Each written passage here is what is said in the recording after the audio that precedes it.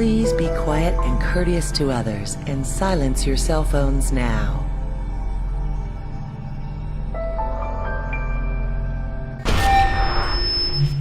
All employees, in 2 minutes, we want 30 of you dead. If 30 of you are not dead, we will end 60 of your lives ourselves.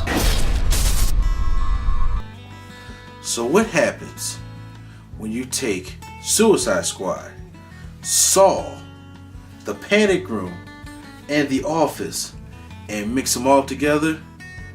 You get what I am reviewing today, the Belko Experiment.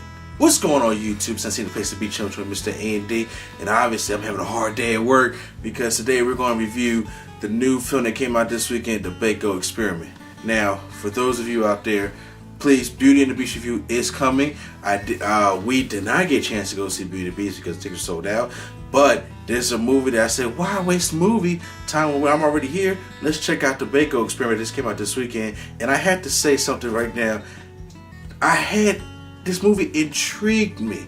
Why did it intrigue me? Well, first of all, we have a group of employees that are stuck in an office building where they have to go kill 30 of their co-workers, and if they don't, 60 of them will die. So it's a fight to the fullest. So, and if they do not all comply, there's a little bomb in the back of their neck that will make their head explode. What two movies where you have something planted in the back of your neck and you have to do something against your will in order to survive? Sounds familiar, doesn't it? So guys, I'm going to give you the good about the Belko Experiment, the bad, and the experience. So we got to start off with the good. Well, the good about the Belko Experiment is that it has a great concept. This was a movie that had a great idea, which actually intrigued me to it, where it's, it's a more isolated movie. It's a very intimate movie, to say the least, where we have great actors such as Tony Goldwyn from Scandal. Obviously, the president from Scandal is in this, and he is the boss of this new Belko Industries company that these people work at. The people have been working here for only over a year, so it helps, to say the least, help with the intimate part of it, and it just takes place in the one location. I admire movies that can actually take place in a set location, and they can actually try to tell a decent story out of that location. So like I said, the premise was about, was pretty decent. I enjoyed when stuff invades my personal space, when people go to work every day in an office building or anything of that nature, and all of a sudden you sit there paranoid like, oh my god, can the wall shut down, and can they really put me type of experience? I appreciate movies that, like I said before, invade my personal space. But right then and there is, believe it or not, probably where the good ends, because I do have some problems with this movie. So without any further ado, I'm just going to probably go into the bad. Okay, the bad movie is, I say in the good that it had a great idea. The bad is it didn't execute great on that great idea. For instance, The Purge. When The Purge first was announced, I was like, that's a great idea. Well, not actually a great idea, but for a concept for a movie where you have 12 hours where all crime is legal, including murder. You can't be put to jail for anything. Great premise and a great concept to a movie that turns into just a slasher movie that we've all seen over the years before. The Belko Experiment is kind of that same way. It's like, okay, you're forcing everybody against their will like you do Saw. You have the chips in the back of their neck, kind of like Suicide Squad. Then you have the whole building locked down like the Panic Room, and they're all people that work in the everyday office like they do in The Office. So obviously, and you had some type of comedic characters that were in that movie, such as John C. McGillen. So I'm not saying it needed to be a humorous movie. It's a procedure. Stay God! What? What is that? What is that? The fire's shooting at us! Hey, bandit!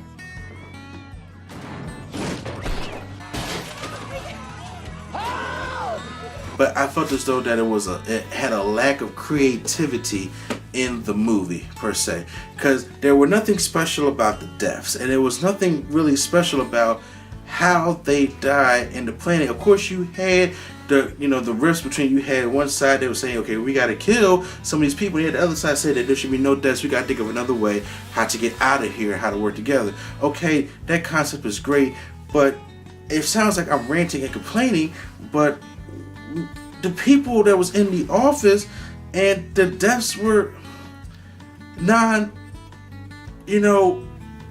thoughtful, to say the least. I mean, I'm not trying to give away spoilers.